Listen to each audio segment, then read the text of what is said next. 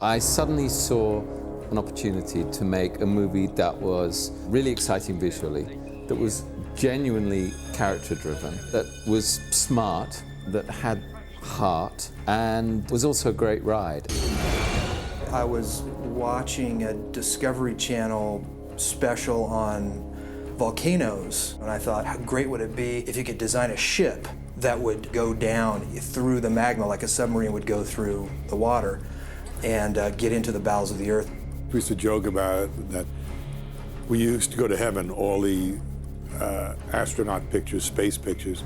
So we used to say, yeah, we used to go to heaven, now we're going to hell. My pitch was, I want to write one of those great 1960s sci-fi movies where smart people figure out what's wrong and then smart people try to fix it.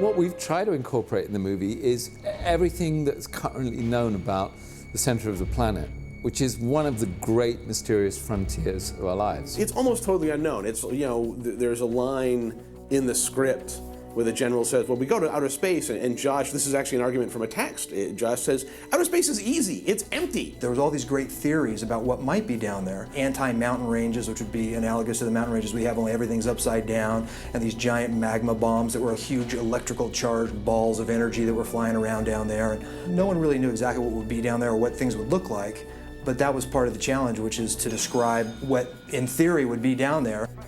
The wonderful thing about making an inner space movie instead of an outer space movie is that nobody's done it before. The deepest anybody has in fact gone into the surface of our planet is actually 7 miles with a 2-inch drill bit. The layers of the Earth and what they might look like and the composition that's in the movie is literally as good as we know. Everything is extrapolated from real physics. The core of the Earth drives the electromagnetic field of the Earth. When that goes wrong, what are the symptoms? Electromagnetic burst. So the symptoms become the pacemaker idea, the bird swarm in Trafalgar Square.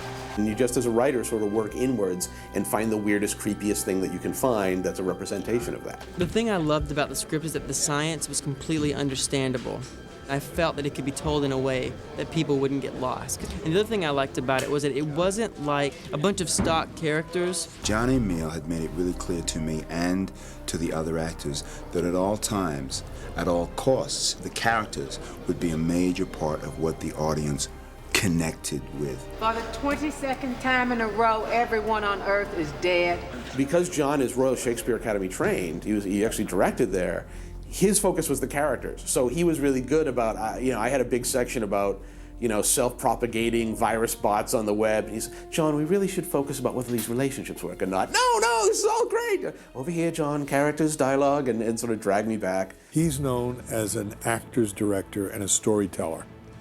And if I hear him say one more time, and even in the visual effects, we have to tell the story. Every little thing is, what's the story we're telling in this scene, in this shot? A lot of times we get sidetracked in films of this type and the types of films that I get involved with, big event films and things like that look, overlook a little of those things. The first day I went and saw dailies, and I realized I was making visual effects on a movie that had great acting in it and great direction. I was 2 inches from him!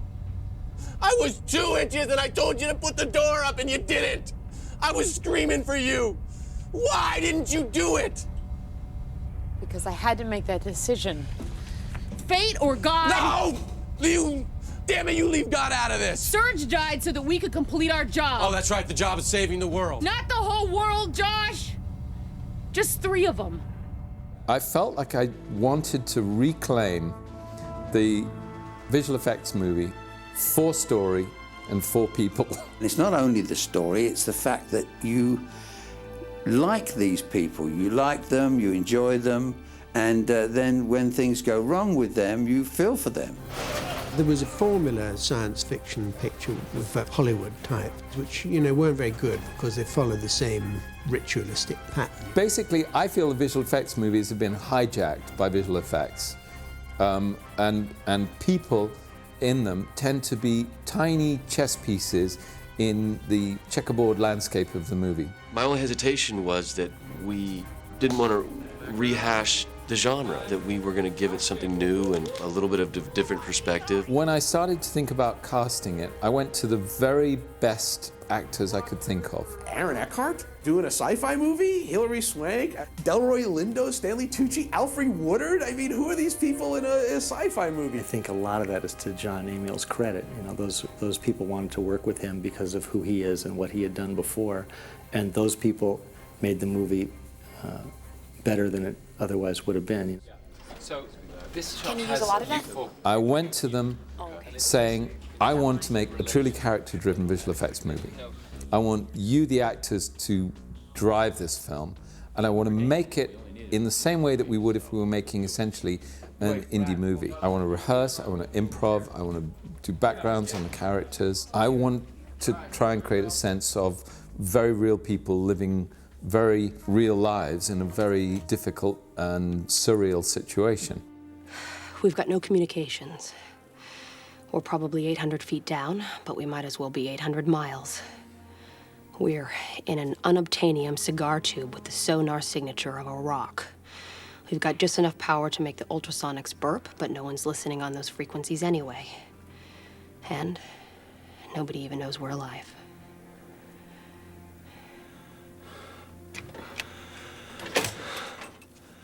Okay. Give me a minute on this one.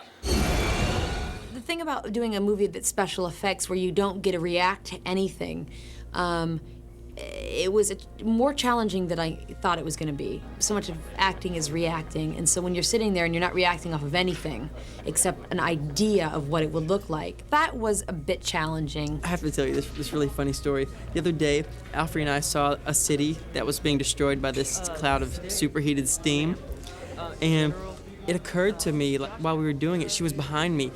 I was like, we need to coordinate our reactions to this because one of us could be doing this and one of us could be like this. And that would look so ridiculous. And I've never had to act, to something that wasn't to some abstract thing like that. The scene where my captain dies. Usually when a scene like that happens, you have the person in front of you or someone's telling you that someone's died. I'm sitting there in this cockpit with no panels because the camera's there, and I have to pretend that I'm looking at his heartbeat. And all of a sudden it stops, and I have to react off of nothing there. I have to pretend that I see his heartbeat. I have to pretend that it flatlines. I have to pretend everything. The process of making a shot from storyboard to visual effect, it's very laborious. It's like making a painting with hundreds and hundreds of different layers. The entire world had to be created essentially in the computer. And so that put me in a place of tremendous dependence on visual effects. And I don't like being dependent on anybody when I make a movie, other than my own judgment. We're traveling to the center of the Earth. No one's ever seen that. We don't know what it looks like. How can you envision that? It's like a crystal Grand Canyon. The phenomena that are encountered on the way down, at one point in time I could see them as if I was watching the movie, and I felt like I kind of had to do that in order to write. If you see it in your head and you can imagine that you're in the ship and you can imagine that you're going down through that. As I read the script, that's it. I have the picture in my mind straight away. There might be an argument as to how the directors saw it and what I say I saw. So we'll come to some arrangement on that.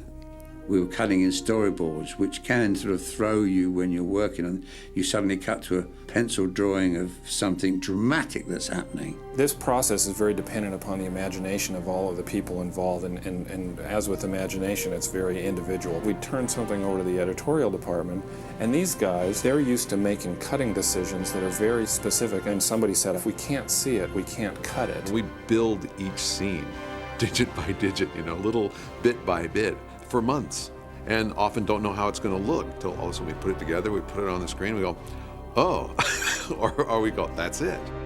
With a guy like Greg McMurray, it's a steady process. You make progress all the time. Give or take. Sometimes I would shoot shots that were completely live action, that were being dovetailed with his shots that were completely computer generated, and sometimes my shots were partially live action and he was adding computer generated segments to those shots, backgrounds or foregrounds sometimes, or who knows what.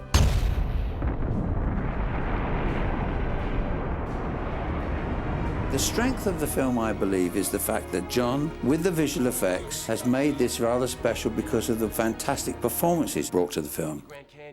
Showings that we've had, the people all say that it's the first science fiction film in such a long time they see where they believe all the performances, they believe the cast. Everyone's seen a space movie, everyone's seen an underwater movie, nobody's done this yet.